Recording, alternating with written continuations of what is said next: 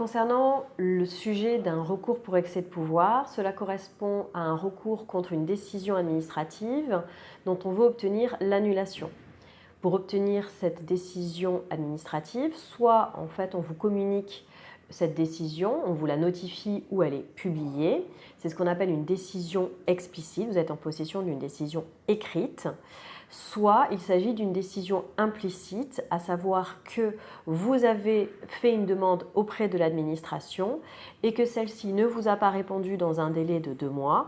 Donc il naît ce que l'on appelle une décision implicite qui peut être de rejet ou d'acceptation, mais si vous souhaitez en obtenir l'annulation, c'est qu'il s'agit très certainement d'une décision implicite de rejet.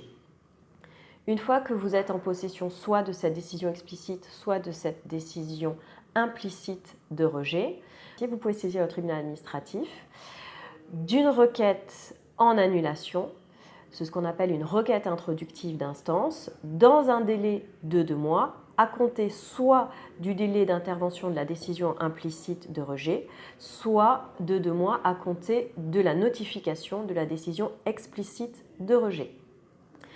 Via cette requête introductive d'instance, le tribunal va enregistrer votre demande et la communiquer à l'administration.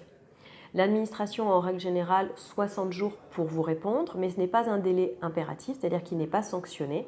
Et donc l'administration souvent met plus de temps pour vous répondre, c'est-à-dire qu'elle peut mettre jusqu'à 6 mois, 1 an pour vous répondre. Durant cette période, il y a donc en fait un échange de mémoire entre les deux parties qui font valoir, chacune des parties va faire valoir ses arguments.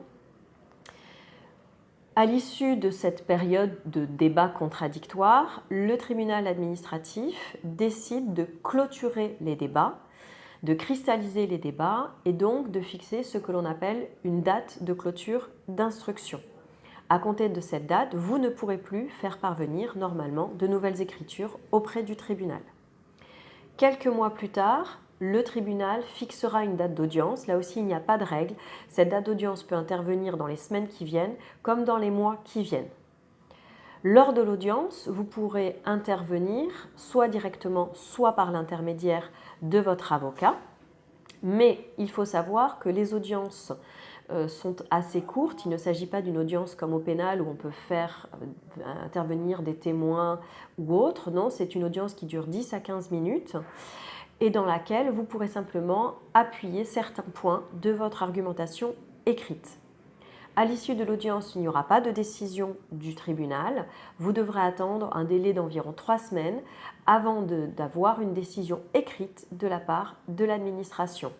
Soit cette décision vous donne gain de cause, soit elle ne vous donne pas gain de cause, donc vous êtes la partie perdante et le magistrat peut vous condamner, ce n'est pas une obligation, mais il peut vous condamner à payer les frais d'avocat de la partie adverse qui se montent en règle générale à 1 500 € selon le magistrat, mais ce ne sont pas les frais réels, le montant des frais réels que vous paierez votre avocat ou que la partie adverse paiera son avocat, qui sont souvent plus élevés que 1 500 €.